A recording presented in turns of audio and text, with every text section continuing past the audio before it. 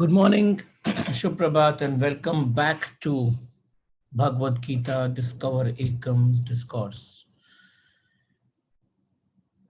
भगवत गीता दूसरे अध्याय को हमने समाप्त किया। दूसरा अध्याय सेकेंड चैप्टर जो कि सांख्य योग पर था। श्री कृष्ण का ज्ञान, आत्मज्ञान का वो जो चैप्टर है उसको हमने कल्मिनेट किया था 2 हफ्ते पहले। आज हम तीसरे अध्याय की तरफ अपना पहला कदम रखेंगे।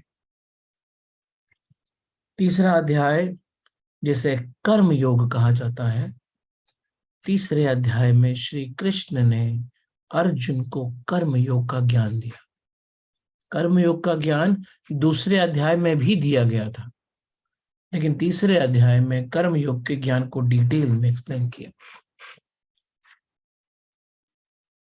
आज हम कॉन्टेक्स्ट से स्टार्ट करेंगे, सीधा कॉन्सेप्ट पे नहीं जाएंगे।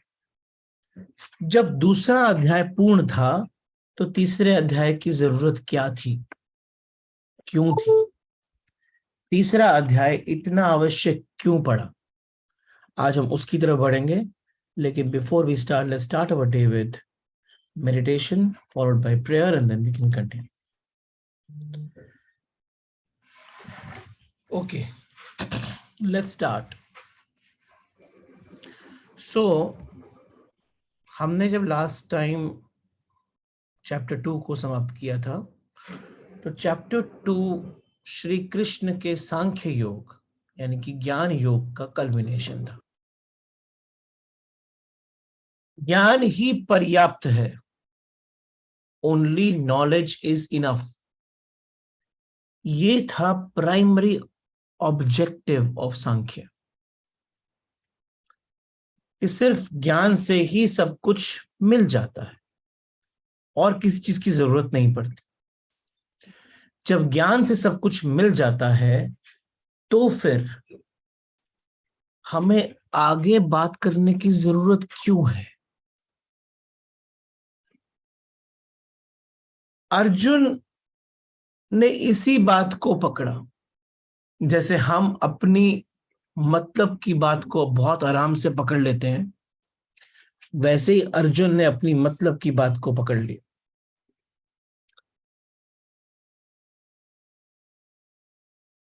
श्री कृष्ण ने चैप्टर नंबर 2 के अंदर बुद्धि को, ज्ञान को सबसे ऊपर ठहराया। जैसे शंकराचार्य जी ने कहा था, अज्ञान कामः कर्मः। अज्ञान है इसीलिए काम है, और क्योंकि काम है इसीलिए कर्म है। आप इग्नोरेंट हो, that's why you have desires, and because you have desires, that's why there is karma. Because you are ignorant, that's why you have desires. Because you are ignorant, that's ignorant about what? Because you are ignorant about your true nature. आप अपने वास्तविक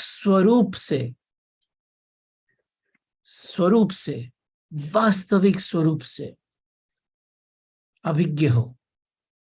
क्योंकि आप वास्तविक स्वरूप से अभिज्ञ हो, इसीलिए आपके अंदर काम है, डिजायर है।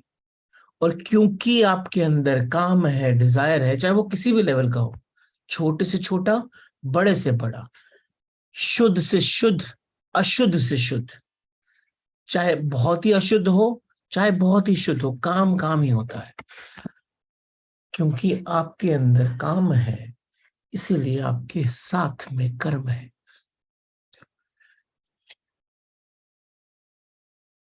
अज्ञान कामः कर्मः, तो यानी कि यदि मेरा अज्ञान समाप्त हुआ तो ज्ञान आपके अंदर सूर्योदय करेगा, ज्ञान का उदय होगा, और जैसे ज्ञान का उदय होगा उस प्रकाश में काम समाप्त हो जाता है। और जैसे काम समाप्त हो गया वैसे ही कर्म का विसर्जन हो जाता है। कम कर्म विसर्जित हो जाता है। विसर्जित कर्म, कर्म विसर्जित हो जाता है। कर्म छोड़ना नहीं पड़ता है, कर्म छूट जाता है। ये था सांख्य योग का सार, कि ज्ञान ही पर्याप्त है। लेकिन बोला तो श्री कृष्ण ने ये था, लेकिन अर्जुन ने सुना क्या? अर्जुन ने सुना क्या, वो दो बड़ी अलग बातें हैं। क्योंकि हम वही सुनते हैं जो हम सुनना चाहते हैं, हम वो नहीं सुनते जो कहा जाता है। तो अर्जुन मन का प्रतीक है, आपके मेरे हम सबके मन का प्रतीक है। हमारा मन वही सुनता है जो मन सुनना चाहता है, वैसे ही जैसे अर्जुन ने सुना। और पूरा पूरा का पूरा सांख्य योग, सांख्य ज्ञान, ज्ञान योग के बाद अर्जुन का प्रश्न क्या था, जिसके कारण चैप्टर 3 स्टार्ट हो। अर्जुन का प्रश्न था चैप्टर 3 वर्स नंबर 1। जायसी येत कर्मणः, जायसी येत कर्मणः ते मता बुद्धि जनार्दन, तत्किम कर्मणि घोरमम नियोजसी केशवः। जायसी श्रेष्ठ, चेत यदि, कर्मणः कर्म फल से, ते आप द्वारा, मता मानना, बुद्धि बुद्धि, जनार्दना जीवों का पालन करने वाले श्री कृष्ण। जायसी चेत कर्मणः ते मता बुद्धि जनार्दनः। यदि आप बुद्धि को कर्म से श्रेष्ठ मानते हो, यदि आप बुद्धि को कर्म से श्रेष्ठ मानते हो, जैसा आपने कहा था जनार्दन, तत्किम कर्मणि घोर ममः नियोजसी केशव। तत्किम, तब क्यों, तब क्यों मुझे इस भीषण युद्ध के कर्म, भीषण युद्ध के कर्म में जाने को बोलते हो केशव। पूरा का पूरा ज्ञान देने के बाद वापस वहीं पर आके खड़ा हो गया। अर्जुन क्या कह रहा है? अर्जुन कह रहा है, हे जनार्दन, यदि कर्मों से ज्ञान आपको श्रेष्ठ मान्य है, तो फिर हे केशव, मुझे भयंकर कर्म में क्यों लगाते हैं? मुझे इस भयंकर कर्म में क्यों लगा रहे हैं?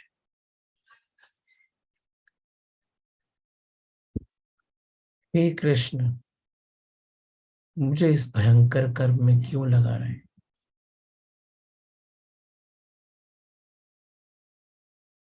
ये है वर्स नंबर 1। लेकिन वर्स नंबर 1 को तो ध्यान से समझना पड़ेगा, क्योंकि वर्स नंबर 1 कॉन्टेक्स्ट सेट कर रहा है आपके और मेरे जीवन का। हम सब इन युद्धों में लगे हुए हैं, हर दिन का युद्ध चल रहा है। कहीं पर पुत्र का युद्ध चल रहा है, उससे झगड़ा है। कहीं पर माता पिता का युद्ध चल रहा है, आपस में झगड़ा है। कहीं पर भाइयों में युद्ध चल रहा है, बात नहीं कर रहे हैं। कहीं पर ऑफिस में युद्ध चल रहा है, बॉस से झगड़ा है, कोलीग से झगड़ा है। युद्ध कंटिन्यूसली ऑन है। जीवन का सत्य कर्म से उपलब्ध होता है कि ज्ञान से उपलब्ध होता है? ये क्वेश्चन का आंसर पूछ रहा है अर्जुन। अगर जीवन का सत्य, जीवन का सत्य कर्म से उपलब्ध होता होता, अगर जीवन का सत्य कर्म से उपलब्ध होता, अगर काम करने से उपलब्ध होता, तो इसका मतलब आज मिला हुआ नहीं है, कल कुछ मिलेगा।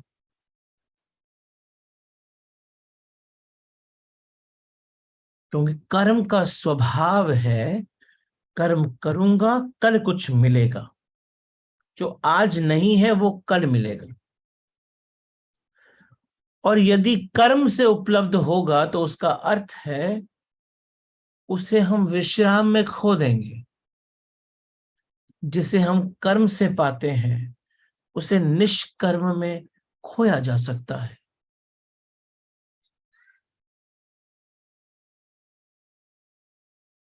तो क्लियर है कि जीवन का सत्य ऐसी कोई वस्तु नहीं है जो कर्म करने से मिलेगी। जीवन का सत्य तो आपको मिला ही हुआ है, उसे कभी खोया थोड़ी जा सकता है। उसे हम चाहें तो भी नहीं खो सकते। हाँ, स्मृति खो सकती है उसकी। स्मृति यानी कि आप किसकी मेमोरी खो सकती है। हम आंखें बंद कर लें तो रोशनी जाती थोड़ी है। हम रोशनी को देखना नहीं चाहते, इसी कारण आंखें बंद कर लेते हैं। हमारे द्वार बंद हैं, सूरज तो है। सूरज को पाया नहीं जा सकता, सिर्फ द्वार खोले जा सकते हैं। ज्ञान भी वैसा ही है। ज्ञान को पाया नहीं जा सकता, द्वार खोलने पड़ते हैं। कृष्ण ने अर्जुन को सांख्य योग की बात की थी। कृष्ण ने कहा था जो पाने जैसा है वो मिला ही हुआ है, जो जानने जैसा है उसे निकट से निकट कोई चीज नहीं है। हमने उसे कभी खोया ही नहीं है, वो तो हमारा स्वरूप है।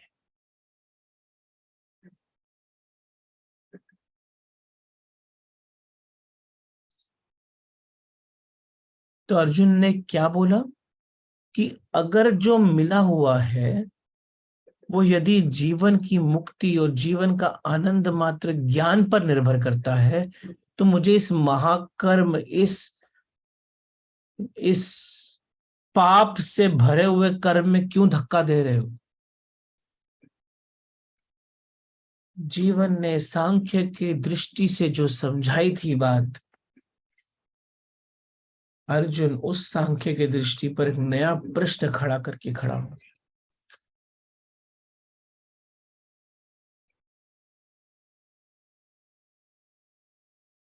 सांख्य की एक निष्ठा है, एक उसका सूत्र है कि सत्य सिर्फ ज्ञान से ही जाना जा सकता है, कुछ और करने की जरूरत नहीं। सत्य सिर्फ ज्ञान से ही जाना जा सकता है, कुछ और करने की जरूरत नहीं है। कृत्य की, कर्म की कोई भी आवश्यकता नहीं है। कोई योग करने की जरूरत नहीं, सिर्फ ज्ञान ही पर्याप्त है। प्रयास की, प्रयत्न की, श्रम की, साधना की कोई जरूरत नहीं है। क्योंकि जो भी खोया है हमने, वो खोया नहीं है, केवल स्मृति खो गई है। सिर्फ उसका ज्ञान खो गया है, आंख बंद हो गई है। सिर्फ स्मृति पर्याप्त है। Remembering is more than enough. Shaivism में तो बहुत बड़ी बात बोली गई है रिमेम्बरिंग की, सिर्फ याद ही करना है। कश्मीर शैविज्म पूर्ण रूप से रिमेम्बरिंग पे स्थापित है। कुछ करने की कोई भी जरूरत नहीं, वो सिर्फ रिमेम्बरिंग ही पर्याप्त है।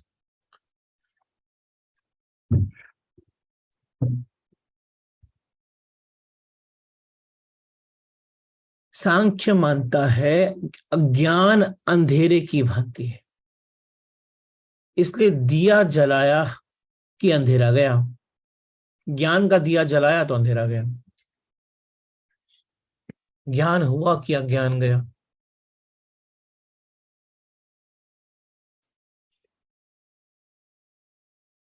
लेकिन दूसरे अध्याय में अर्जुन को सांख्य की निष्ठा के संबंध में जब श्री कृष्ण ने बताया था, उन्होंने कहा था ज्ञान पर्याप्त है। उन्होंने आत्मज्ञान का स्वरूप दिया था। ज्ञान अपने अपने में पूर्ण है, किसी कर्म की कोई जरूरत नहीं है। लेकिन अर्जुन क्या पूछ रहा है?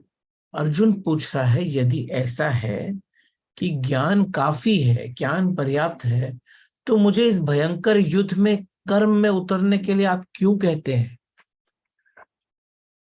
तो मैं जाऊं, कर्म को छोड़ूं, ज्ञान में लीन हो जाऊं?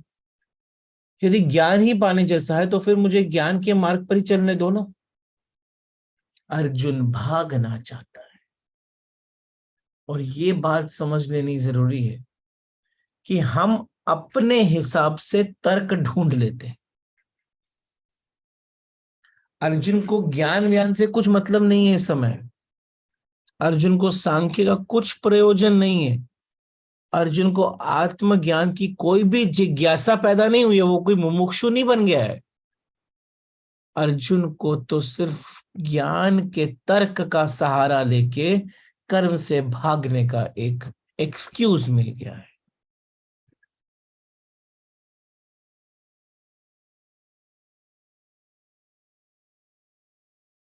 अर्जुन इस स्थिति से भागना चाहता है।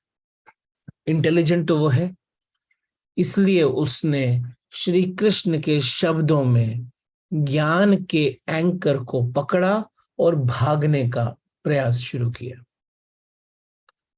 हम में से ना कोई भी कभी स्वीकार नहीं करता कि हम भय के कारण भाग रहे हैं।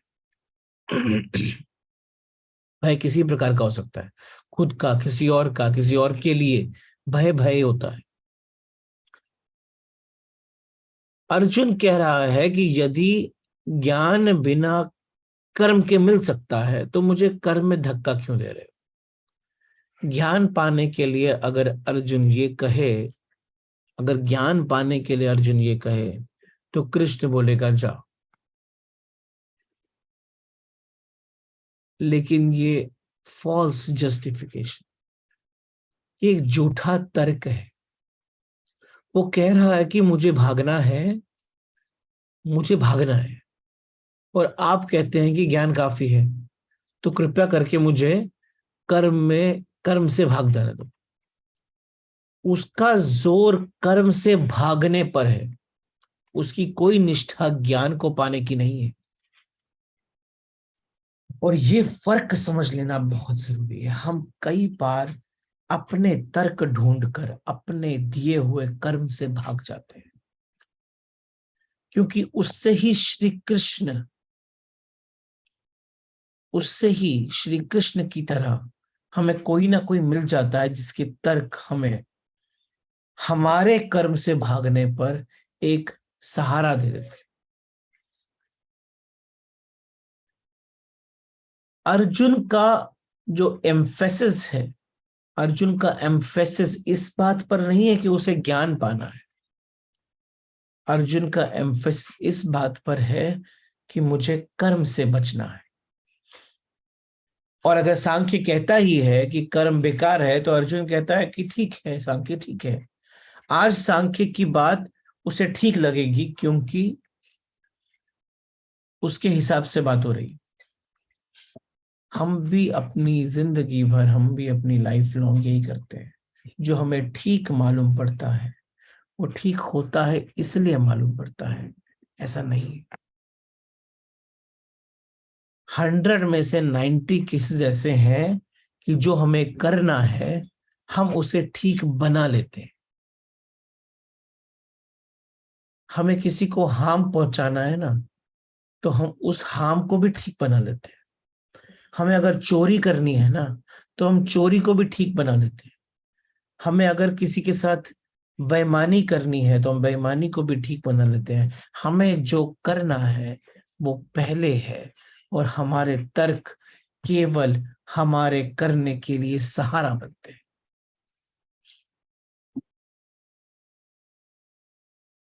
आदमी की जो इच्छा है ना वो पहले है, तर्क पीछे है।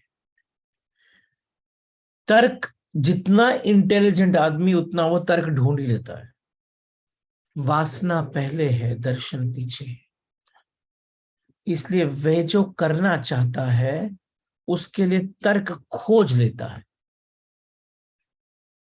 अगर उसे किसी का शोषण करना है ना, किसी को स्लेव बनाना है, तो उसके लिए भी तर्क खोज लेता है।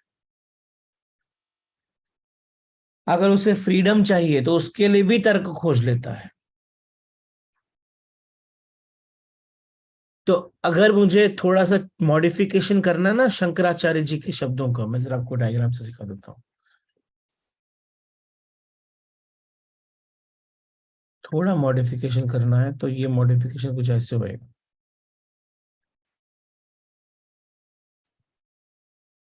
कामः, सॉरी, अज्ञान, कामः, कर्म। एकदम पूर्ण है ये ये शंकराचार्य जी का सूत्र है, एकदम पूर्ण है, अज्ञान कामः कर्म। लेकिन अगर मेरे को थोड़ा मॉडिफिकेशन करना है, जैसे हमारे जीवन में ये उतरता है, तो ऐसे बोलना पड़ेगा, ज्ञान कामः। फिर मैं इसमें कुछ ऐड करता हूँ।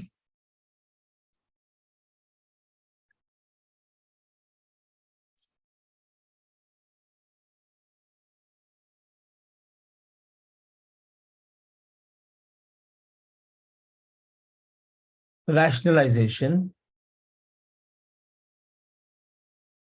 मेरा बुद्धि का प्रयोग अज्ञान को दूर करने के लिए हुआ है इस जीवन के अंदर। लेकिन मैं अपनी बुद्धि का प्रयोग पता है किसके लिए करता हूं? इसके लिए करता हूं कि मेरे पीछे कुछ काम है, उसको मेरी बुद्धि सपोर्ट करने के लिए तर्क ढूंढती है, और मैं उसके कारण कर्म करता हूं।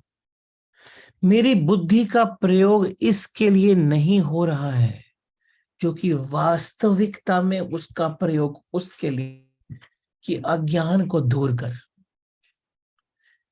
अर्जुन की भांति में अपनी बुद्धि का प्रयोग तर्क ढूंढने के लिए करता रहता हूं, ताकि मेरे जो अंदर काम की उत्पत्ति हुई है वो कर्म में कन्वर्ट हो जाए। भागना भी एक कर्म है, वो कर्म से भाग रहा है, लेकिन भागना जो प्रक्रिया है वो भी कर्म है। अज्ञान काम कर्म के अंदर अगर बुद्धि डालनी है तो बोलना पड़ेगा अज्ञान काम तर्क और फिर कर्म। आपके शरीर के अंदर, आपकी आत्मा के अंदर, आपके होने के अंदर बुद्धि का बहुत बड़ा हाथ है। तभी आप मनुष्य हो। आप पशु नहीं हो, आप मनुष्य हो। और एक मनुष्य बुद्धि का प्रयोग अज्ञान को दूर करने के लिए नहीं, अपने तर्क का प्रयोग वो अपने काम को पूर्ण करने के लिए करता है, और वो जस्टिफाई भी कर देता है। और उसकी जस्टिफिकेशन हमेशा उसकी बुद्धि के सामने आ जाती है, उसकी बुद्धि के लिए आती है।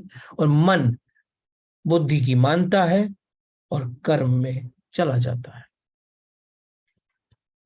हमारा मन हमारे काम से दूषित है, पूर्ण रूप से, कंप्लीटली। और वही कारण है, और वही कारण है कि हम अपने काम के अंदर कंटिन्यूअसली नहाते रहते हैं।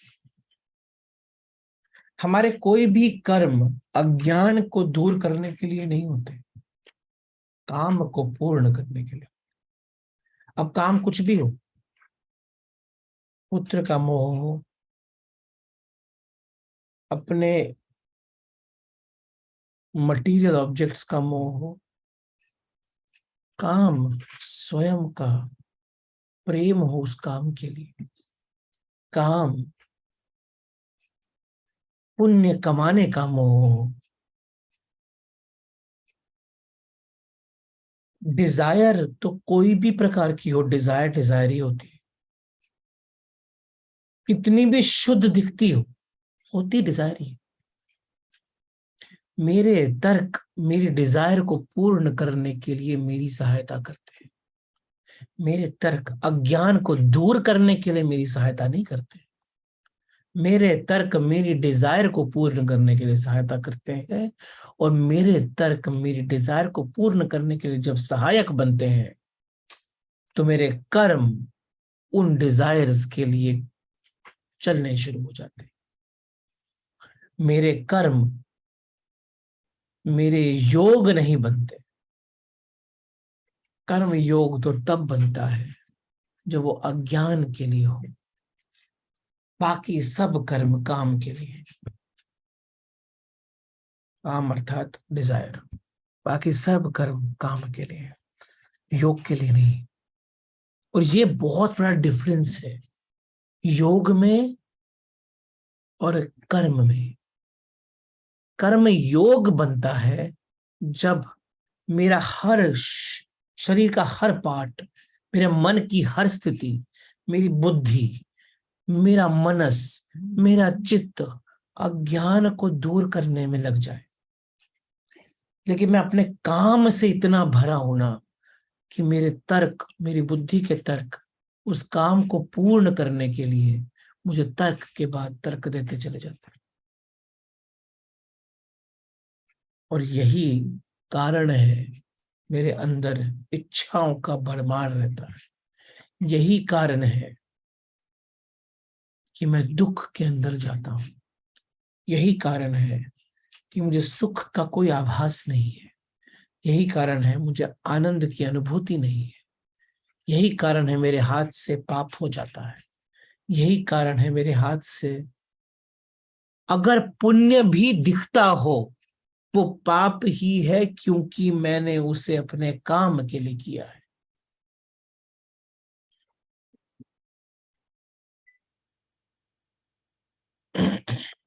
अभी भी हम कर्म योग को समझे नहीं। कर्म योग में बुद्धि बहुत बड़ा सहायक है।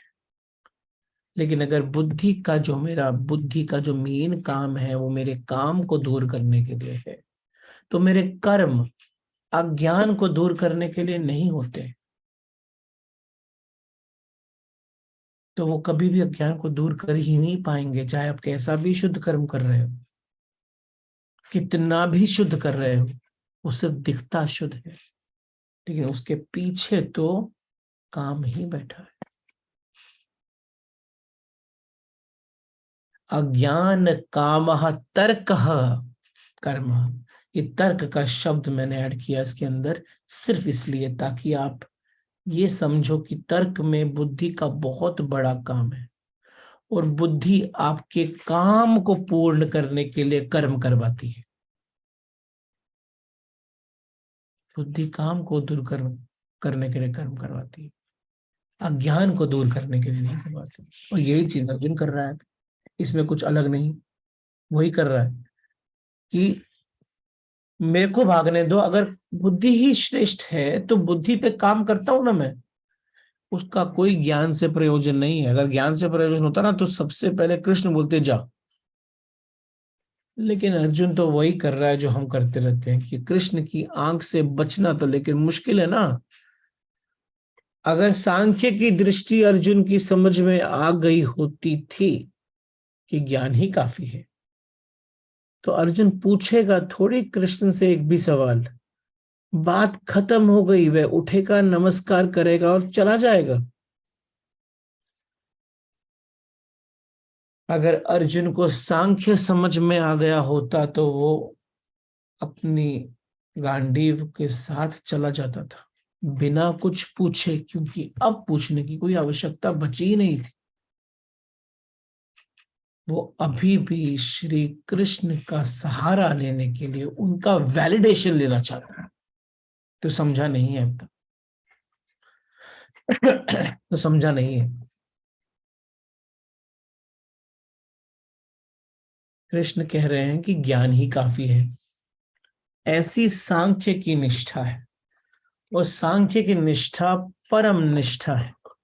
श्रेष्ठतम, सबसे ऊपर, सबसे श्रेष्ठ जो मनुष्य सोच सका है आज तक, वो सांख्य के सार सूत्र है।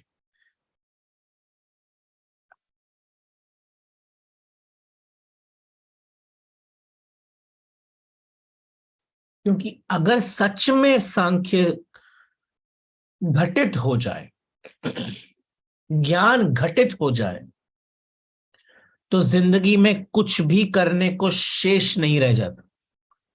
फिर कुछ भी ज्ञान के प्रतिकूल करना असंभव है। लेकिन तब अर्जुन को पूछने की जरूरत नहीं पड़ेगी। अर्जुन तो चटाई उठाएगा और चल पड़ेगा, गांडीव रखेगा और चल पड़ेगा, कुछ पूछना थोड़ी पड़ेगा। बात समाप्त हो जाती है वहीं पर। लेकिन वो पूछता है, हे कृष्ण, आप कहते हैं कि ज्ञान परम है, आप कहते हैं, तो मुझे इस युद्ध की झंझट में क्यों डाल रहे हैं?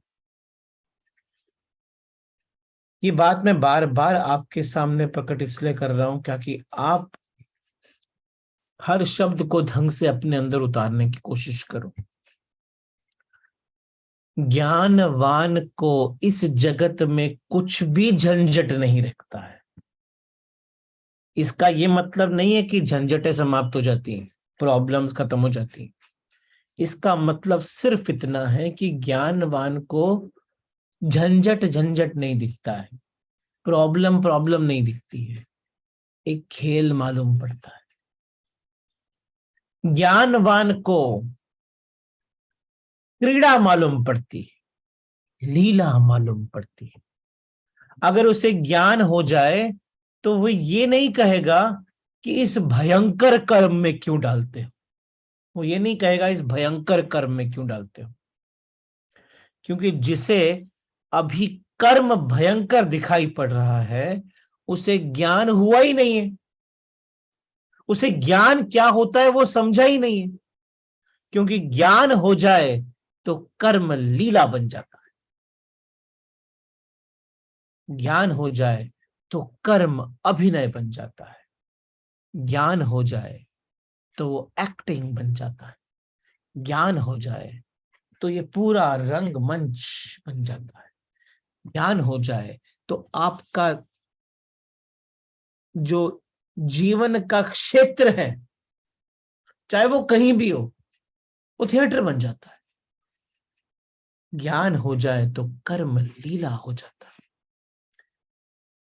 क्योंकि अभी ऐसा नहीं हुआ है ना अर्जुन के जीवन में, इसलिए गीता अभी जारी रखनी पड़ेगी। सच तो ये है कि कृष्ण ने जो श्रेष्ठतम बात कही है उससे बहुत भ्रांति पैदा हो सकती है, जो कि हुई है। अर्जुन के मन में ही हुई है तो हम सबके मन में तो हो ही सकती है।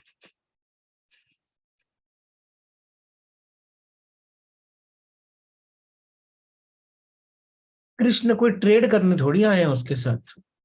तो समझा तो जा, नहीं समझा तो मत जा। वो तो सबसे बड़ी बात पहले बोल गए, क्योंकि टाइम अगर समझ में आ गया तो काम ही खत्म हो गया ना। सबसे बड़ी बात अभी बोल गए। अगर वो कोई एक्चुअली में कोई कंसल्टेंट होते थे ना, तो पहले लास्ट में बोलते थे देयर फोर करते थे। वो देयर फोर के बाद जो बोलना है वो पहले बोल दिए।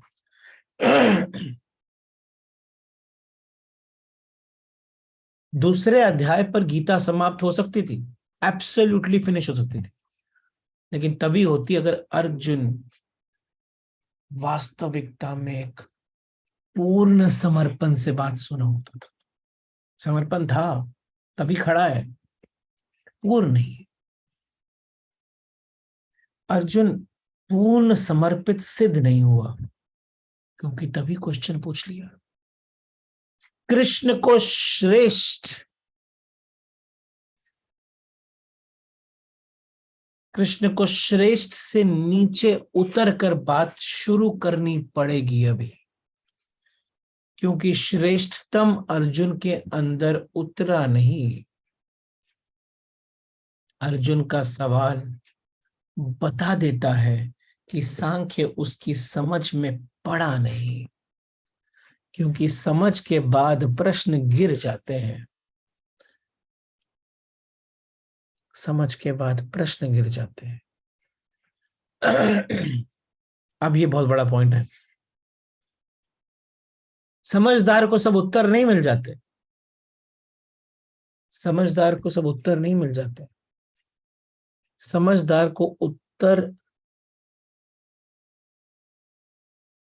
की जरूरत नहीं पड़ती। ज्ञानवान के प्रश्न गिर जाते, उसको उत्तर मिल नहीं जाता। ज्ञानवान के पास प्रश्न ही नहीं बचते। असल में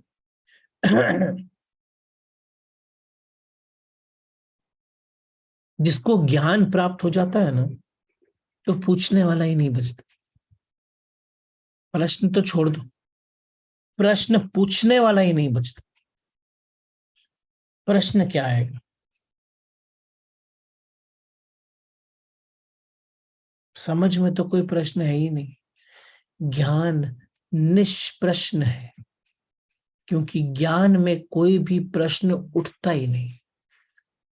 ज्ञान मौन है, ज्ञान शून्य है, वहां कोई प्रश्न नहीं बचता। ऐसा नहीं है कि ज्ञान में सब उत्तर है, बल्कि ऐसा है कि ज्ञान में कोई प्रश्न नहीं है। ज्ञान प्रश्न शून्य बन जाता है। अगर सांख्य समझ में आता तो अर्जुन के प्रश्न गिर जाते थे, लेकिन वो वापस वहीं आके खड़ा हो गया। वापस वहीं आके खड़ा हो गया। प्रश्न अभी भी उठ रहे हैं, यानी कि अभी भी अर्जुन समाप्त नहीं हुआ है। अभी भी अर्जुन समाप्त नहीं हुआ, अभी भी वो है। अब वो ज्ञान को ही आधार बनाकर प्रश्न पूछता है, क्योंकि वो है। और इतना इतना सटीक क्वेश्चन पूछेगा कि ऐसा लगेगा कि उसको सब आता है, सब समझ में आ गया। क्योंकि मन का चरित्र ही वैसा है कि उसे लगता है उसे सब पता है, और अगर उसके नहीं पता को छेड़ो ना, तो क्रोध रुद्र बन के आ जाता है।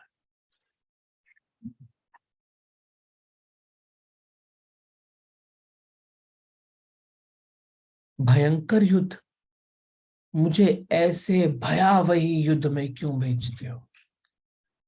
ऐसे शब्द हैं अर्जुन के। सांख्य तो कहता है जीवन को गंभीरता से लेना ही व्यर्थ है, क्योंकि जो कहेगा कि ज्ञान ही सब कुछ है, उसके लिए कर्म गंभीर थोड़ी रह जाएगा, वो तो खेल बन जाएगा बच्चों का। वो तो रास लीला है, हर कर्म रस से भर जाएगा, उसमें तो प्रेम ही प्रेम उमड़ जाएगा। कर्म में भाग रहे, कर्म में भाग लेना तो सौभाग्य हो जाएगा। सांख्य की दृष्टि में हर कर्म अत्यंत सुंदर है। हर कर्म जैसा स्क्रिप्ट लिखा है वैसा बोलना है। खड़े हो जाओ और इस खेल को खेलो। ये क्यों सोचते हो कि ताली बजेगी नहीं बजेगी? खेलो, बहुत अच्छा लगेगा। हर कर्म,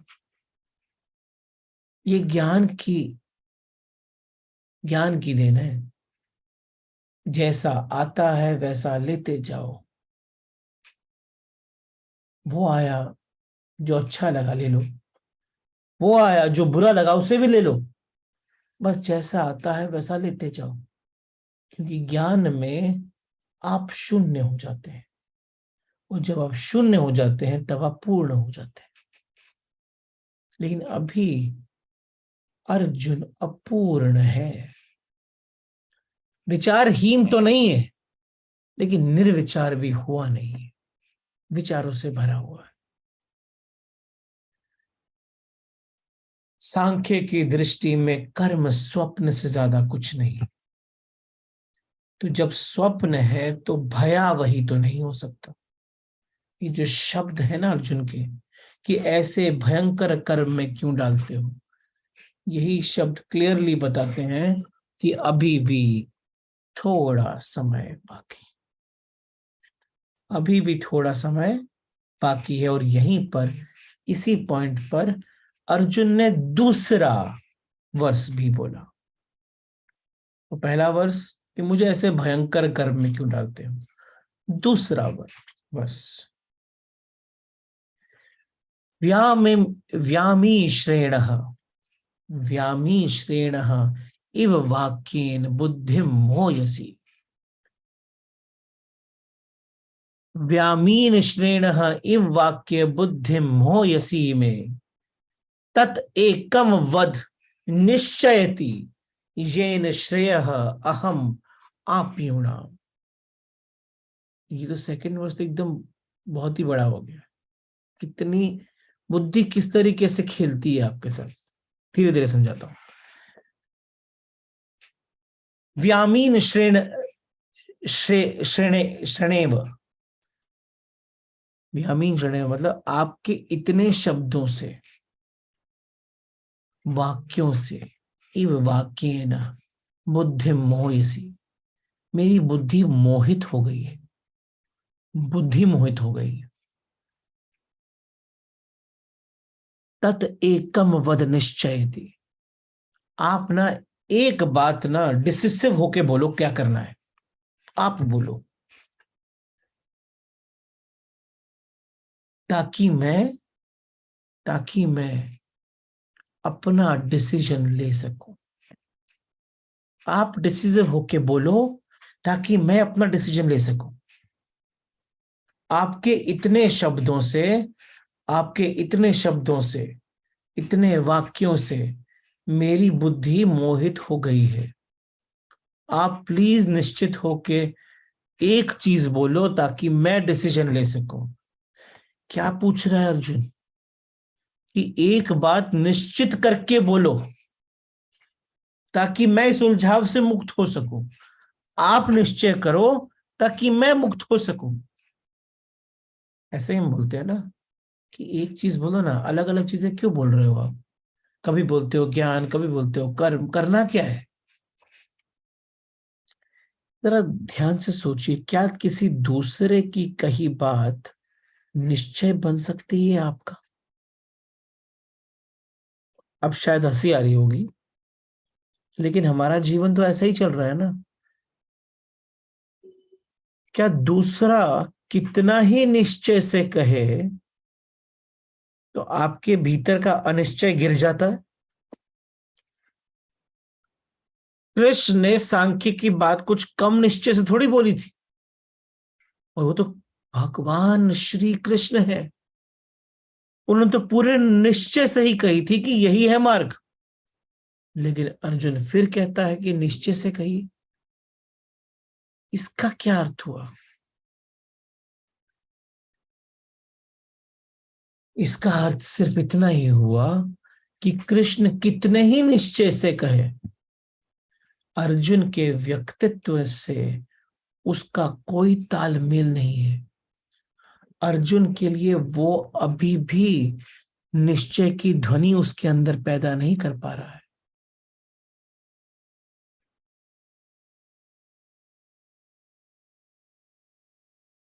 अर्जुन कह रहा है कि निश्चित कहो कि मेरा भ्रम टूटे। आप निश्चय करो ताकि मेरा भ्रम टूटे, मेरा उलझाव मिट जाए। लेकिन जो चित्त भीतर से ही उलझा हुआ है, वो चित्त अनिश्चय से इतना भरा हुआ है, वो निश्चित से निश्चित बात को भी अनिश्चय में कन्वर्ट कर सकता है। क्योंकि आपके अंदर निश्चय लेने के लिए तो बुद्धि की आवश्यकता पड़ेगी, और बुद्धि तो अपने काम को पूर्ण करने के लिए तर्क ढूंढने में लगी हुई है। तो एक तरफ तो मानना चाहती है कि मैं मानूं, और दूसरी तरफ अपने डिजायर को छोड़ नहीं पा रही है, तो इसलिए अनिश्चय है। अनिश्चय क्यों है, इनडिसिसिवनेस क्यों है। क्योंकि मैं सी सॉ के दोनों पांवों पे बैठा हूं, कभी नीचे कभी ऊपर, कभी नीचे कभी ऊपर। तो कृष्ण कितनी ही निश्चित बात कर लें, अर्जुन को तो उसमें अनिश्चय ही दिखने वाला है। अनिश्चय ही दिख रहे हो।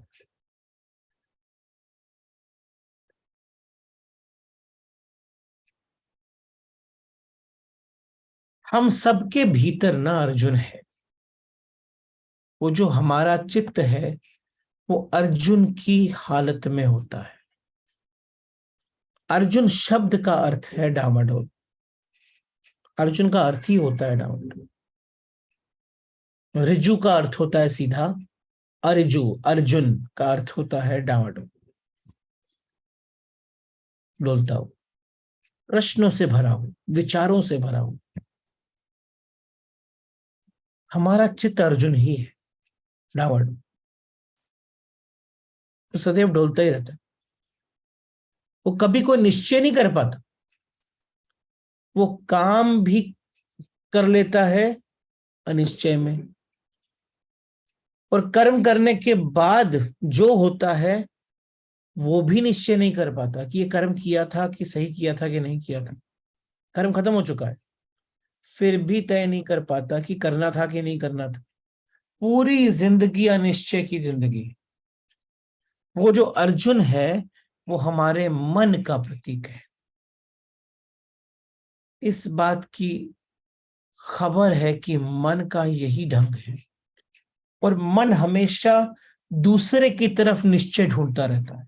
तभी तो हम इंस्पिरेशंस बाहर ढूंढते हैं, जबकि वास्तविक इंस्पिरेशन तो अंदर से मिलनी चाहिए। हम इंस्पिरेशन बाहर क्यों ढूंढते हैं? क्योंकि मन कहीं और तर्क ढूंढ रहा है अपने कर्म को करने का। आपने कई बार बोला होगा मैंने ये किया क्योंकि देखो उसने ऐसा किया, उसने ऐसा किया इसलिए मैंने ये किया। आपने किसी को डांट दिया ना बहुत तेज, अब डांटने के बाद गिल्ट फील हो रहा है। गिल्ट फील होता है। और जैसे ही गिल्ट फील होता है तो हमारा मन क्या बोलता है, नहीं उसके अच्छे के लिए। अब आपने डांटा अगर वास्तविकता में अच्छे के लिए होता था तो गिल्टी फील नहीं होता था। आपने डांटा वास्तविकता में अच्छे के लिए नहीं था, वो तो अच्छा हो गया। डांटा तो आपने अपने अंदर के मन को शांत करने के लिए था। क्योंकि कभी भी मन को ना शांत करने के लिए डांट निकलना बड़ा डिफिकल्ट, पॉसिबल नहीं। चिल्लाना डिफिकल्ट है, पॉसिबल नहीं। तो चिल्लाने का ढंग भी बदल जाएगा। अर्जुन कहता है कुछ ऐसा कहे मुझे कि मैं सारे अनिश्चय को पार करके स्थिर हो जाऊं। अर्जुन को स्थिर होना है वो तो सही है, वो मांग एकदम परफेक्ट है। लेकिन वो जहां स्थिरता ढूंढ रहा है ना वहां स्थिरता है नहीं। कृष्ण की स्थिरता उसे स्थिर नहीं कर सकती। हम सबकी यही हालत है। मंदिर जाते हैं, मस्जिद आते हैं, तीर्थ जाते हैं, गुरु के पास जाते हैं, साधु के पास जाते हैं, निश्चय खोजने के लिए जाते हैं। कहीं निश्चित नहीं होता है, क्योंकि अनिश्चित मन लेकर अगर हम जगत में कुछ निश्चित ढूंढने जा रहे हैं तो मन निश्चित होगा नहीं। अर्जुन को जो हमने भीतर लेके घूम रहे हैं ना, वो निश्चित होना जरा डिफिकल्ट है। हमको अपने अंदर अर्जुन की यात्रा कृष्ण तक करनी है। हमारे अंदर मन जो है ना वो अर्जुन का प्रतीक है। वो सदैव क्वेश्चन पूछ रहा है, सदैव क्वेश्चन पूछ रहा है। एक बार एक आदमी, one of my old friend, किसी ने मुझसे पूछा था कि मुझे संन्यास लेना है।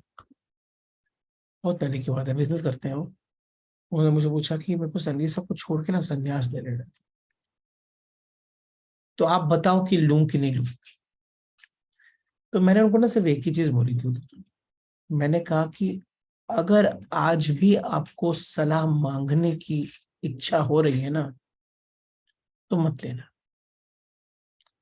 क्योंकि जिस दिन सारी दुनिया बोले कि मत लो, फिर भी आप लेने के लिए निश्चित हो अंदर से, तभी लेना। क्योंकि लेकर भी पछताओगे, लेकर भी दुखी होगे,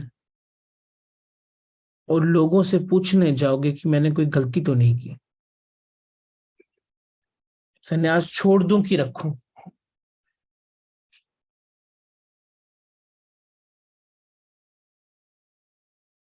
जब हम दूसरों से पूछने जाते हैं, जब भी हम दूसरों से पूछने चाहते हैं, तो इसको याद रख लेना कि मैं कहाँ पूछने जा रहा हूं। मेरे अंदर इच्छाएं सन्यास की नहीं है। मेरे अंदर इच्छा सन्यास की नहीं है। मेरे अंदर इस जीवन के भयंकर युद्ध से भागने की इच्छा है। तो मैं जब ढूंढने जा रहा हूं ना, तो मैं ये ढूंढने जा रहा हूं। और अगर किसी ने सच में मेरे को कन्विंस कर दिया ना ये सही है, तो मैं ये कर दूंगा। लेकिन एक बात याद रखना, करने के बाद भी ये समाप्त नहीं होगा। ये वापस आएगा, फिर मैं ढूंढने जाऊंगा कि मैं छोड़ दूं क्या, फिर मैं ये करूंगा, फिर भी समाप्त नहीं होगा। क्योंकि जब तक ये जो हमारी बुद्धि है ना, रैशनैलिटी जिसको बोला जाता है, बुद्धि बड़ी इंपॉर्टेंट चीज है। उसका कर्म जो है ना, वो एक्चुअली रॉन्ग जगह पे खड़ी है। बुद्धि खड़ी है यहाँ पर।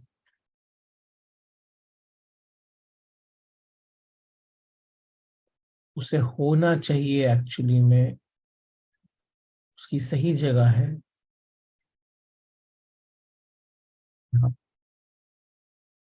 ये रॉन्ग जगह खड़ी है।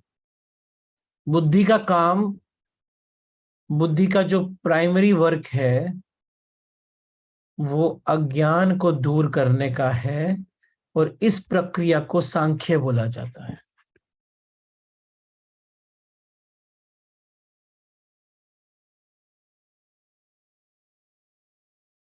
लेकिन हमने बुद्धि का जो प्रयोजन कर रखा है, वेस्ट कर रखा है बुद्धि को। हमने बुद्धि को अपने काम को पूर्ण करने के लिए कर रखा है। हमने बुद्धि को यूज किया हुआ है अपने रैशनलाइज करने के लिए कि मेरे को जो डिजायर्स हैं वो सही है। और बुद्धि हमको तर्क देती है कि हम वो कर्म कर लें जो कि इन डिजायर्स को पूर्ण करेगा। ये पूरा का पूरा वेस्ट जोन है बुद्धि का। This is a completely west zone of my बुद्धि। क्योंकि अगर बुद्धि ने ये किया तो इसकी जरूरत ही नहीं पड़ेगी। ये ज्ञान बन जाएगा, कर्म ही विलुप्त हो जाएगा, काम ही विलुप्त हो गया। जब मैं किसी से पूछने जा रहा हूं कि मुझे सन्यास लेना चाहिए कि नहीं चाहिए, तो मैं तर्क ढूंढने जा रहा हूं। अर्जुन में तो यही बोल रहा है कि मैं सन्यास ले लेता हूँ। ये इतना भयंकर युद्ध कौन करेगा, सन्यास ले लेता हूँ वही बेटर है, बुद्धिज्म जाके कर लेता हूँ। बुद्धिज्म में बहुत शांति मिलती है। मंदिर जाता हूँ ना, तो बहुत शांति मिलती है। ऋषिकेश, बहुत शांति मिलती है। गंगा के तट पे बैठो, हिमालय की चोटी पर, कितनी शांति मिलती है। उससे ज्यादा शांति तब मिलेगी जब गंगोत्री पहुंचूंगा। गंगोत्री में बड़ी शांति मिलती है। वैष्णो देवी जाता हूँ, बड़ी शांति मिलती है। आप जहां हो वहीं पर वैष्णव का जन्म हो सकता है। आप जहां हो वहीं गंगा बह सकती है। आप जहां हो वहीं पर ऋषिकेश स्थापित हो सकता है। आप जहां हो, आप जहां हो।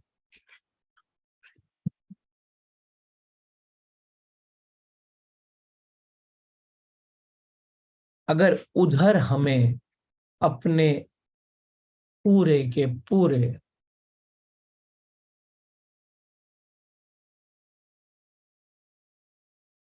मन को डाल दिया,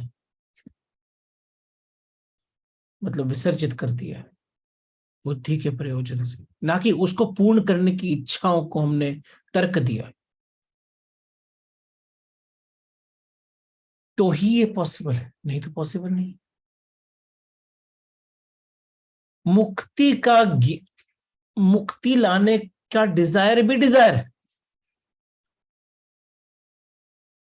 वो डिजायर ही विसर्जित हो जाना चाहिए, क्योंकि आप मुक्त ही हो, आप तो सत्य चित्त आनंद हो, आप मुक्त हो। मुक्ति ढूंढने थोड़ी जानी पड़ेगी, कोई कर्म करने की आवश्यकता नहीं है, बुद्धि को जरा की रिकैलिब्रेट करना है, जो कि अर्जुन, अभी देखो ना, अर्जुन दूसरे से जब पूछता है कि आप निश्चित करके बताओ, तो उसके कहने का मतलब यही है ना, उसके कहने का मतलब यही है।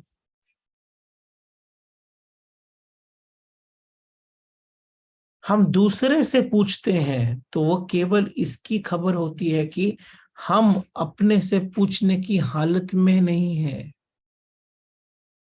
अभी हालत इतनी बुरी है कि अपने से पूछना ही बेकार है।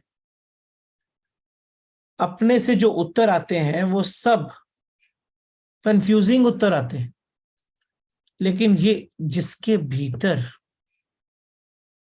से हम पूछ रहे हैं, जो पूछ रहा है वही तो सुनेगा ना। जिसके भीतर से पूछ रहे हैं, जो पूछ रहा है ना, वही सुनेगा ना। तो फिर नए प्रश्न खड़े कर लेता है वो, अर्जुन करेगा नए प्रश्न खड़े, क्योंकि आप जो अंदर हो वही आपसे बहता है। आप निश्चित नहीं हो तो अनिश्चय बहता है। तो आपके प्रश्न अनिश्चय के हैं, उत्तर आप निश्चित ढूंढ रहे हो, लेकिन जो निश्चित उत्तर सुनेगा वो भी तो अनिश्चित ही है। तो वो नए प्रश्न खड़े कर लेगा, क्योंकि वो अंदर जैसे ही उसे लेगा उत्तर को, उससे एक नया कंफ्यूजन जन्म लेगा और आपका एक नया अनिश्चित उत्तर आ जाए, अनिश्चित प्रश्न आ जाए।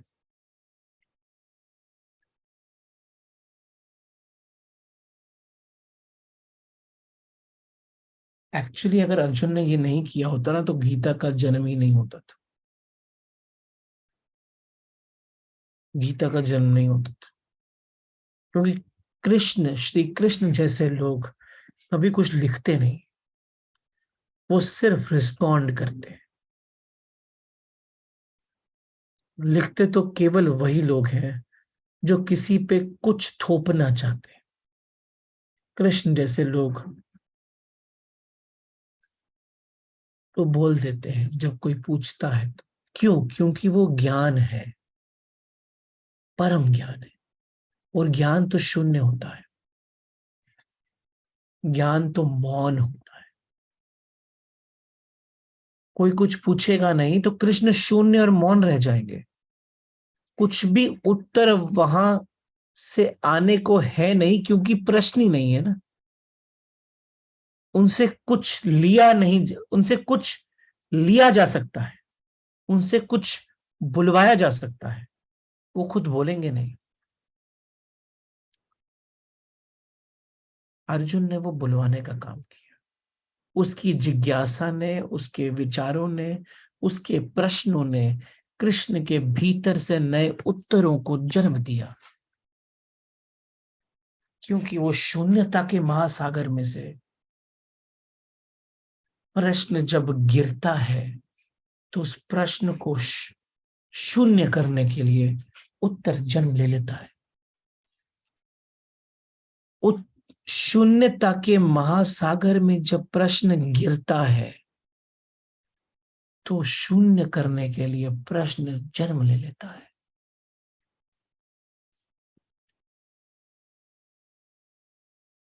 वहां पर हर प्रश्न को उत्तर में कन्वर्ट करने की शक्ति है सिर्फ शून्य के अंदर।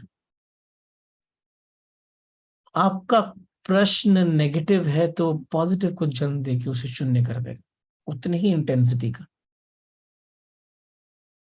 प्रश्न का उत्तर शून्य हो जाएगा, आप शून्य नहीं हो जाओ। आपको शून्य होने के लिए तो स्वयं शून्य बनना पड़ेगा। जब तक आपके अंदर अशून्य है तब तक प्रश्न है। और जब वो प्रश्न शून्य के महासागर में जाएंगे तो वो प्रश्न शून्य हो जाएंगे। लेकिन आप तो अभी भी अशून्य ही रहोगे, तभी आप अनिश्चित रहोगे, तभी आपके अंदर निश्चय नहीं रहेगा, तभी आप अनिश्चित रहोगे, आपके अंदर निश्चय नहीं रहेगा।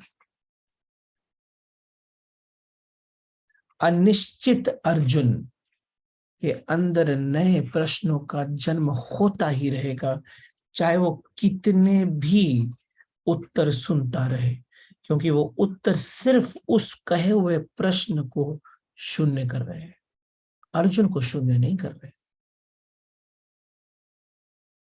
इस क्रिया में कृष्ण का संवाद प्रश्न को शून्य कर रहा है।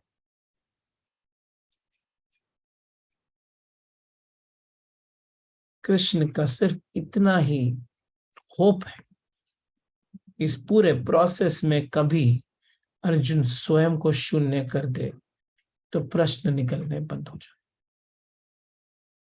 बस यही होप है। आपके अंदर भी प्रश्न इसलिए है क्योंकि वो प्रश्न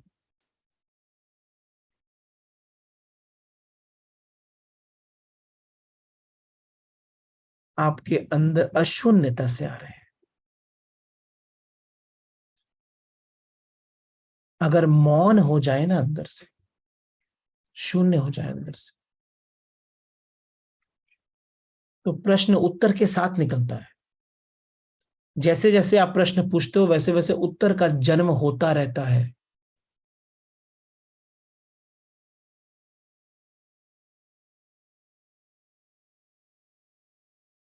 यदि आप पूर्ण तरीके से मौन हो जाए, पूर्ण तरीके से शून्य हो जाए, तो प्रक्रिया इस तरह की है। पहले कंफ्यूजन के प्रश्न है जो कि अहंकार से जन्म लेते हैं, मैं जिंदा हूं।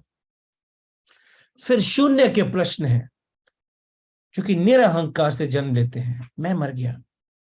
अब शून्य का प्रश्न है, तो मोस्टली उत्तर से आएगा। आप जब जब वो शून्यता से उत्तर सुनाई देगा तो सिर्फ रेटिफाई होगा। उत्तर तो निकल ही गया था प्रश्न के साथ, रेटिफिकेशन के लिए आपने सुन लिया, तो बहुत जल्दी आपको मौन कर देगा। फिर तीसरी स्थिति है मौन की स्थिति, जहां पर प्रश्न निकलने ही बंद हो जाते, क्योंकि सब अंदर ही सॉल्व हो जाते हैं, प्रश्न और उत्तर वहीं बैठे हैं, तो शून्य हो गया। तो वास्तविक यात्रा ऐसी है। Actual journey is like this. First state is questions arising from अहंकार।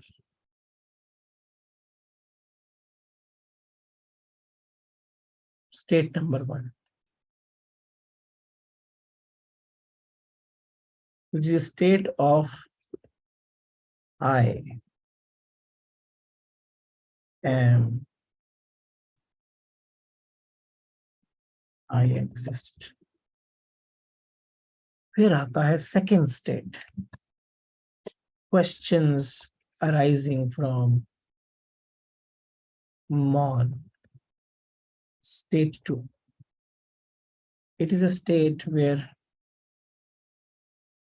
I don't exist, or you can say I has started to not exist. फिर आता है तीसरा स्टेट, नो क्वेश्चंस।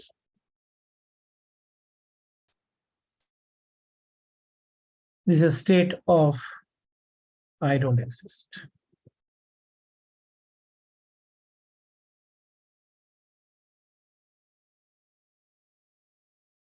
अर्जुन की यात्रा भी कुछ ऐसी ही है, वो बीच में है। लेकिन ये जो स्टेट है ना, ये जो स्टेट है,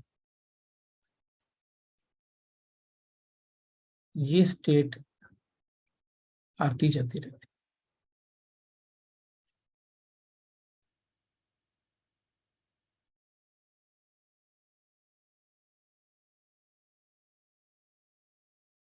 सांख्य का चैप्टर चल रहा था, सांख्य की बातें हो रही थी, तो क्वेश्चन के अंदर थोड़ी सी मौन अवस्था आई थी। वापस से अहंकार का जन्म हो गया कि मुझे भागने दो। वहीं पर चैप्टर 2 के बिगिनिंग पे आके खड़ा हो गया वापस। लेकिन ये यात्रा है, ये अर्जुन की यात्रा।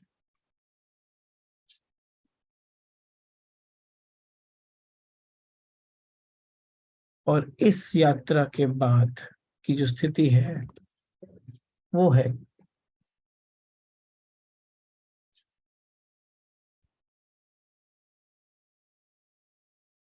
कृष्ण बनने की यात्रा। कृष्ण बनने की यात्रा है। कृष्ण बनने की यात्रा यहां पर शुरू हुई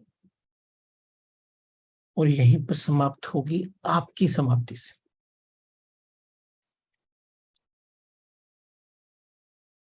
अर्जुन की इस व्यथा को समझते समझते आपके अंदर किन बातों का जन्म हुआ,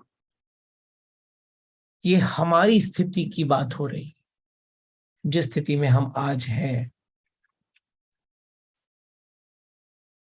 पहले वर्ष में बोला कि अगर ज्ञान ही पर्याप्त है तो कर्म में क्यों मेरे को फेंकते हो।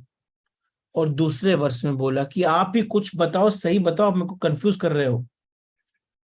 आप कंफ्यूज नहीं कर रहे हो, वो तो कंफ्यूज है ही। कृष्ण थोड़ी कंफ्यूज कर सकते हैं, उन तो पूरा का पूरा निश्चय से बोला था। अर्जुन कह रहा है कि आप निश्चित हो जाओ, फिर मुझे निश्चित होने में मदद मिलेगी। ये है अर्जुन की स्थिति। इस अर्जुन की स्थिति के अंदर आपको उत्तर तो मिल ही नहीं सकते ना सामने से, क्योंकि आपके प्रश्न समाप्त ही नहीं होंगे। इस स्थिति को विलीन करने के लिए श्री कृष्ण ने आगे की यात्रा की। अभी अर्जुन ने 2 क्वेश्चन बोले और समाप्त। अब कृष्ण की बात शुरू हुई। अब श्री कृष्ण ने जो बोला वो इतना डीप है, पहले 2 वर्सेस के अंदर ही, that is 3rd and 4th verse, कि उस डेप्थ के अंदर जाने के लिए हमें पूरा एक सेशन लगेगा।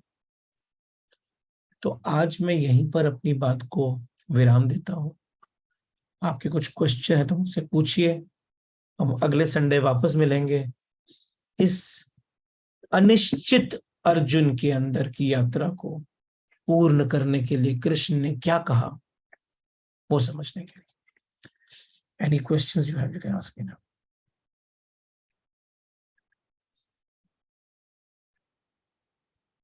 Lowering the hands. If you have any questions, you can raise your hands.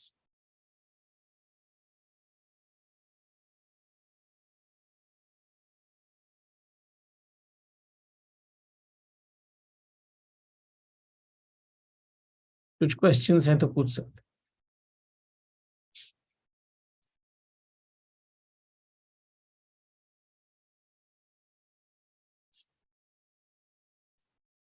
Yes, Libby.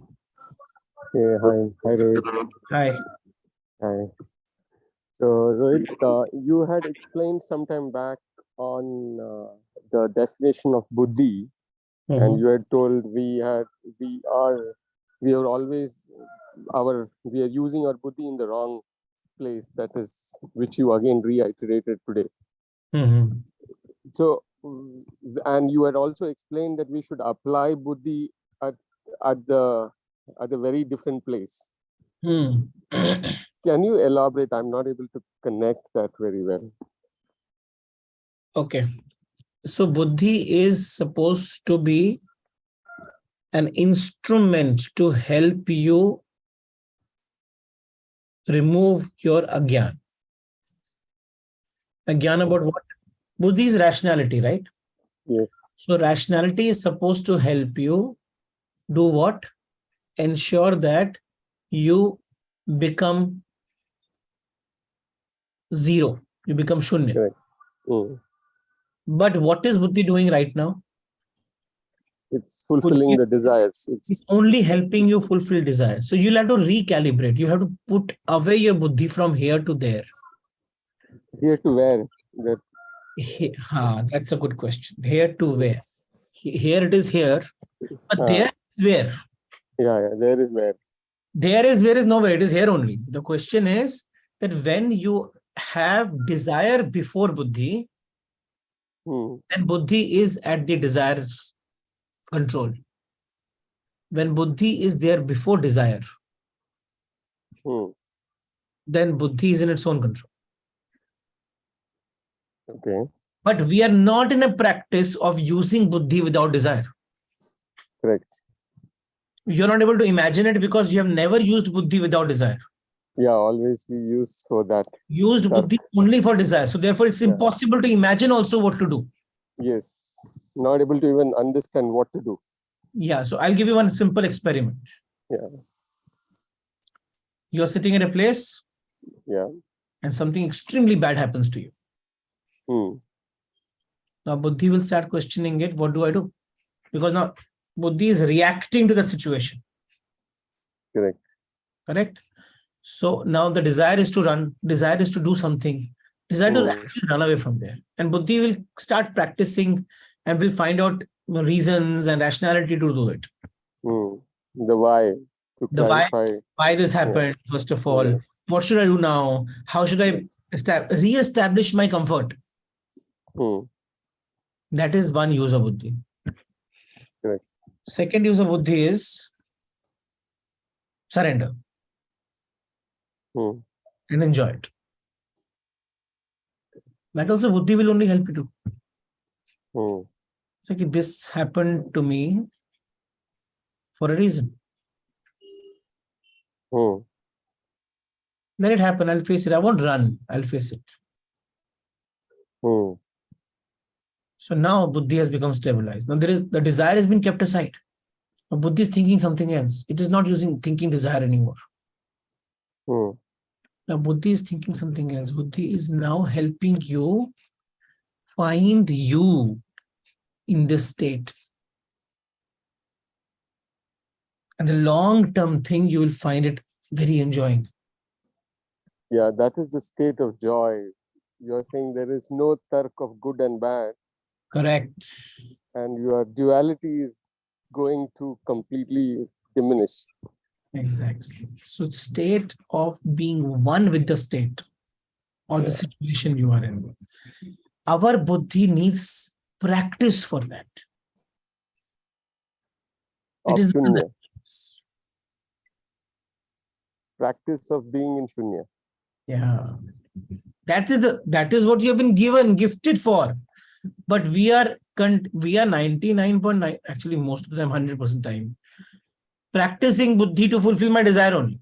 Very true. So if buddhi comes after desire, that is the problem. But if buddhi comes before desire, you have started your journey. Otherwise, your boat is tied to the shore and you're trying to just row. You're not free. You don't move. You don't move. You're bounded, or you're not having that real freedom. Yeah, you're busy. Busy with something. Okay. Have you heard this poem? 9 little monkeys jumping on the bed. One fell down and broke his head. Mama called the doctor and doctor said, no more monkeys jumping on the bed. Have you heard this poem? Yeah. Why the second monkey keeps jumping if the first monkey fallen down? It's a very philosophical poem. We tell it to children. Yeah. We don't realize that. Monkeys only. It looks very laughing. Kya stupid hai. Wo gira tu bhi kyun girega? But that's what we do. We are like that monkey only. Keep jumping on the bed. One fell down and broke his head. Doctor said what? No more monkeys jumping on the bed. But the other monkey keeps jumping only. The jumping will not stop. Will not stop. That is that we are unable to reach the nirvichar state because the monkey is always, and which you had always told that you should practice sakshi bhav, which will at least reduce it to some level. Yes, it is a practice, and you have to practice. And you will not be allowed to practice. Yes. Then the goals, what you have in your life, will also be, it will never allow you to practice because goals are always driven by some desires. Yeah, it will not allow you to practice. It's not easy to continue practicing. Then you are saying that we should never have goals, or we should have goals, but it should not be driven by a desire. Have goals, no? But have it should not be linked to a desire. Yeah, no. Even if, whatever, the goals are there. Now goals are there. Now do what you have to do today. And continue doing it perfect. Complete. Because one of my body part is connected to the goal, so I don't do my full job today. I'm incomplete right now because one part of it is focused on goal. And if you're incomplete today, you will never be able to complete the goal. Okay. So you're saying create your routine, though have your goal, but do not focus on the goal. Focus on your routine. Focus on the process.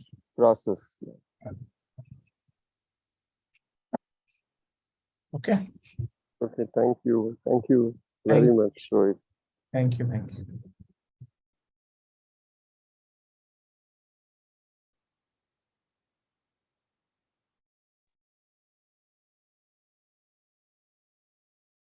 Hello, Rohit, are you getting me? Yes, I can hear you. Tell me. Yeah, please help me to understand or distinguish between body, mind, and soul concept, and alternatively the conscious mind, unconscious mind, and subconscious mind.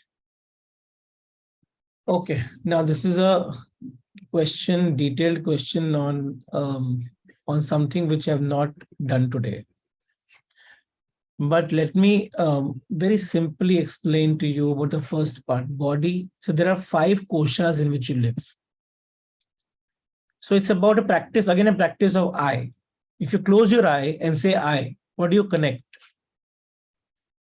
So the first kosh that you live in is the Annamaya kosh.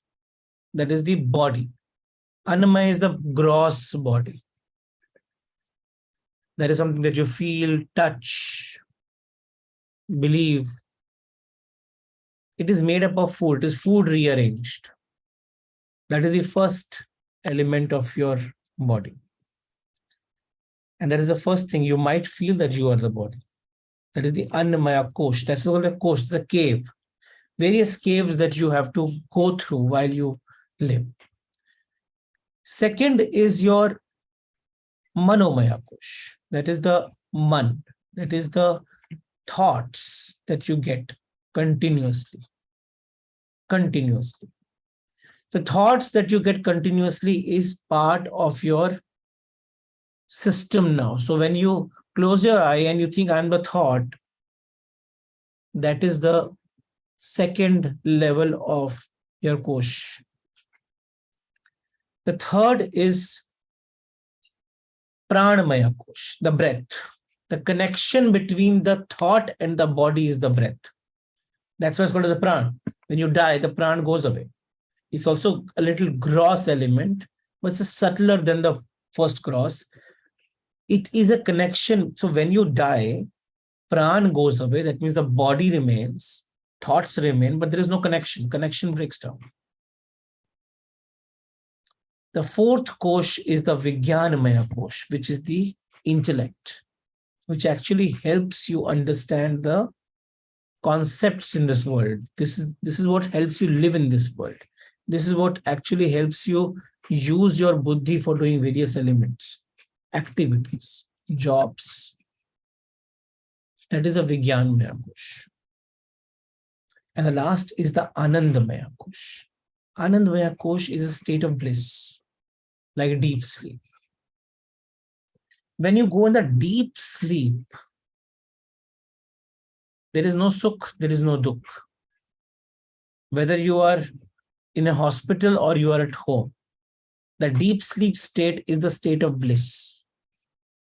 That is the last and final kosh. Rather, it is said all happiness in your life is driven from that kosh.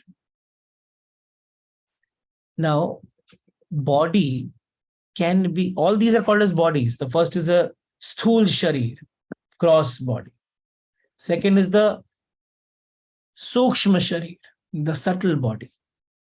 And third is the, when I say third, it means all the combination. So gross body is the body, Annamaya Kosh and the Pranamaya Kosh, that is gross. Then subtle body, your thoughts, your intelligence, the Manomaya Kosh and Vigyanmaya Kosh, that is the subtle body. And the last is the Karana Sharir, that is the causal body.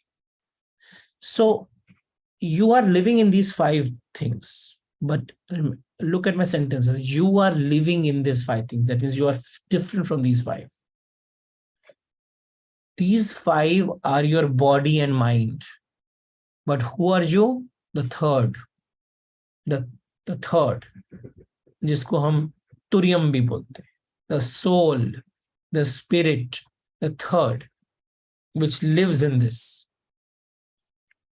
That is from where the I comes. That is the true I. But the moment I say I connect with these five. And this is the body and mind system that you're working with. So all the conscious mind is in the Manomaya and Vigyanmaya. Subconscious mind is in the Anandamaya, which is your causal body. Death means only the death of the gross body, that is the prana and the main body. Rest remains. So when this connection is re-established, you get the new body, new prana, but the whole system remains. So your thoughts remain. So old desires remain.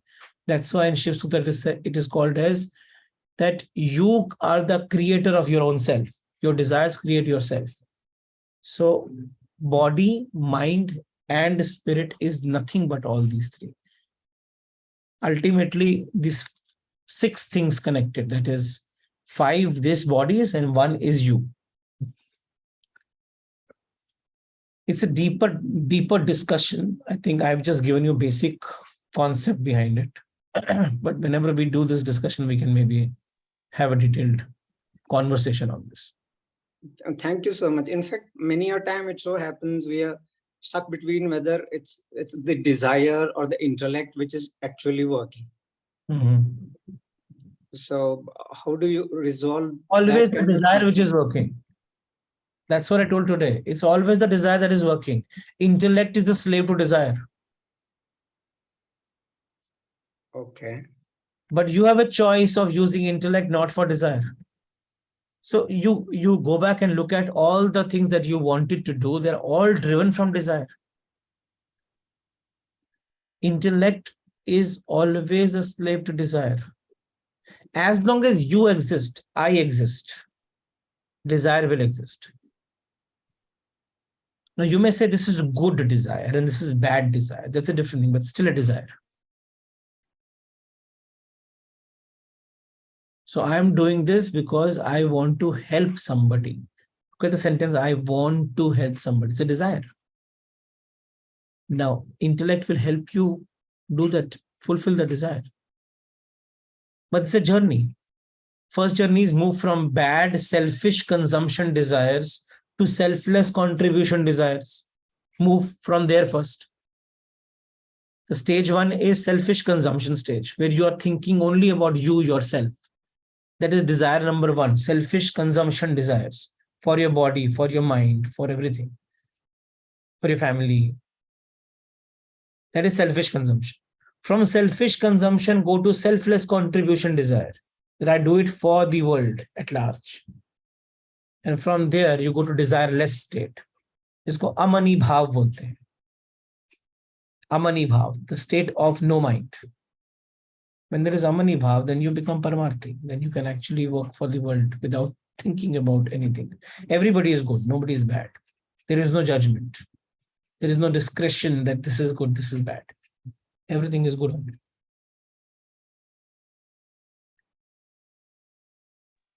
How do we make out that we have reached that I don't exist state?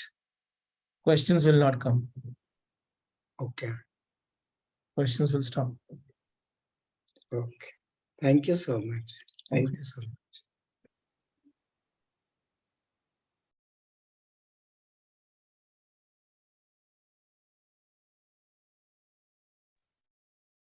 Yes, sir. Namaste, Rohit. Namaskar, sir. As usual, mind-boggling. We do not understand what is happening around us. Just one question. You said, wherever you are, you feel Ganga is flowing. You can, Rishikesh can be experienced. So we have to visualize it, or you automatically feel it. How is that? You feel it. It is not about visualization. Not about visualizing. It is something that you, if you don't feel it, visualize नहीं कर पाओगे ना आप. आपके सामने कुछ गलत हो रहा है, आप कैसे विजुलाइज करोगे गंगा है? क्योंकि ये शब्द ही नहीं आएंगे ना मन में कि गलत हो रहा है. So your consciousness goes to the little higher level. Yeah. It is an elevation of yourself. I have another small request. It is something completely different. बोलिए ना. Last few days, I came across a song by Anup Jalota. It says, "ये सर्व ब्रह्म है, तू ही ब्रह्म, मैं हूँ ब्रह्म, सर्व ब्रह्म ब्रह्म है." So I'm craving from you to know what is your interpretation of it. We are at a very lower consciousness level, but you have what it is. You are me, I am you, and we are him. We are him. Okay. We are him. The last one. Sarva Brahma Brahma is we are him. We are him. Okay. Actually, there's nothing called as him there, na, because it's we and him are one. Oneness ho gaya na pura ka pura. So it's about Chaitanya Mahatma. We all are Chaitanya. So you are me, I am you, but we are him. अब इस sentence को आप लिखो English में, आपको समझ में आ जाएगा यहाँ पर कुछ भी अलग नहीं रहा. There is nothing. Yes. The second para says, ये सर्व सत्य है, तू ही सत्य, मैं हूँ सत्य, सर्व सत्य सत्य है. How do you interpret? Same thing now. If again, let's come from the first one. I am you, you are me, we are him, and he is what? Sat Chitanand. Therefore, you are Satya, I am Satya, we are Satya. We are Satya. Yes. Okay.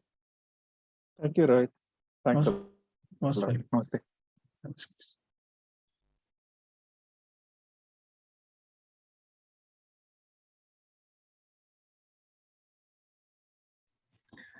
नमस्कार sir. नमस्कार.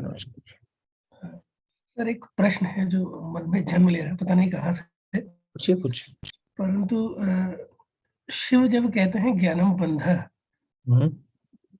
और यहाँ पर कृष्ण ज्ञान को जैसे explain कर रहे हैं, ये इन दोनों ज्ञानों में क्या अंतर है, इसको थोड़ा सा. ज्ञानम बंधः, वो जब बोलते हैं ज्ञानम बंधः, वो बोलते हैं दोनों सेम है. वो बोलते हैं कि हर वो ज्ञान जो आपके मैं को बड़ा करता है, वो आपको बांधता है.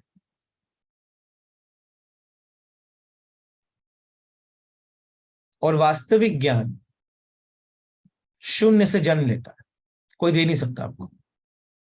तो शिव सूत्र में ही आगे जाके वो देखेंगे, शुरू में बोलते हैं ज्ञानम बंधः, बाद में क्या बोलते हैं? शिव सूत्र के अंदर ही जो सीरीज से याद नहीं है. हाँ, तो आगे बोलते हैं ज्ञान मुक्ति ही. कौन सा ज्ञान मुक्ति बन गया? जो अंदर से स्वयं ने जन्म लिया. स्वप्न विकल्प और ज्ञान अंदर से जन्म लेता. जब तुरियम की बात करी थी उन्होंने, तो ज्ञान जो आपके मैं को बड़ा करता है वो ज्ञान बंधन बन जाता है, और जो ज्ञान अंदर से जन्म लेता है वो ज्ञान मुक्ति बन जाता है। तो श्री कृष्ण उस ज्ञान की बात कर रहे हैं जो अंदर से जन्म लेता है, जिससे प्रश्न समाप्त हो जाते जी। और एक छोटा सा प्रश्न और है, मनन और निनिध्यासन, श्रवणम तो हो गया, मननम मननम और निनिध्यासनम, ये जरूरी है कि बहुत जल्दी ही हो जाए, या इसमें समय भी लग सकता है? कि कई चीजों का जो अर्थ है बहुत बाद में समझ में आता है। जी जी, ऑफ कोर्स बहुत समय लगता है, एकदम जल्दी थोड़ी होता है, बहुत समय लगता है, बहुत समय लगता है, जन्म भी लग जाते हैं कई। इस जन्म का श्रवणम अगले जन्म में मननम हुआ। अच्छा, तो यात्रा करते रहो, ज़्यादा टेंशन मत लो। जी, धन्यवाद। धन्यवाद।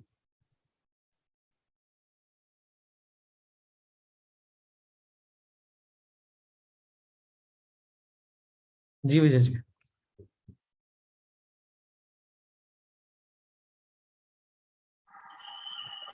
नमस्कार सर। नमस्कार। मुझे लगता है ये गलती से हो गया होगा, फिर भी बात करता हूँ आपसे। कोई बात नहीं। दिन के बाद मुलाकात हुई हमारी, बहुत अच्छा लगा। जी, हम मिले थे खार जिमखाना में, उसके बाद आज 2 दिन के बाद हमारी मुलाकात हुई है। बहुत अच्छा टॉपिक था आज का, आप अच्छी तरह से उसको एक्सप्लेन किए हैं, और thank you very much. Thank you, thank you. Nice to meet you. Nice to meet you. Same है। Thank you very much.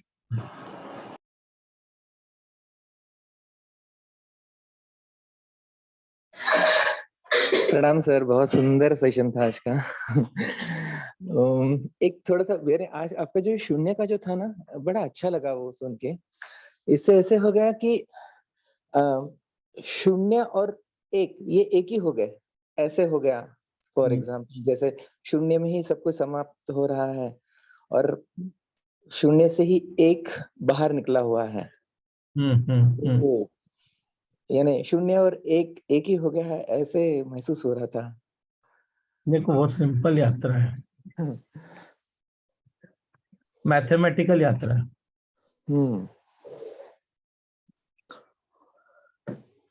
1 + 1 is 2, correct है? या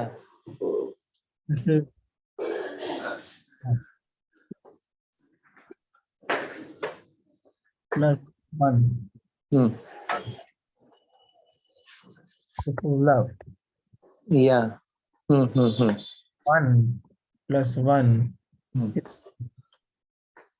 निर्वाण। आहा, एक्सीलेंट। वाह वाह वाह वाह, बहुत बढ़िया। 1 + 1 = 0। वही वो कह रहे थे, बहुत ही मस्त है। नहीं, ऐसा अंदर से फील हो रहा था कि लाइक सब अगर शून्य में है और शून्य से ही एक आया, फिर एक क्या, दो क्या, 100 क्या, 1000 क्या, सब एक ही हो गए। तब शून्य ही है ना, सब शून्य ही है। बहुत सही। और मन का भी ऐसा रहा कि मन अगर शांत है तो आश्चर्य है। वो भटक रहा है तो उसका स्वभाव है। ये भी आपने बहुत अच्छे से किया। वो अगर शांत बैठा है तो ही आश्चर्य है। सही सही, बहुत सुंदर सर, बहुत अच्छा लगा आज। Thank you.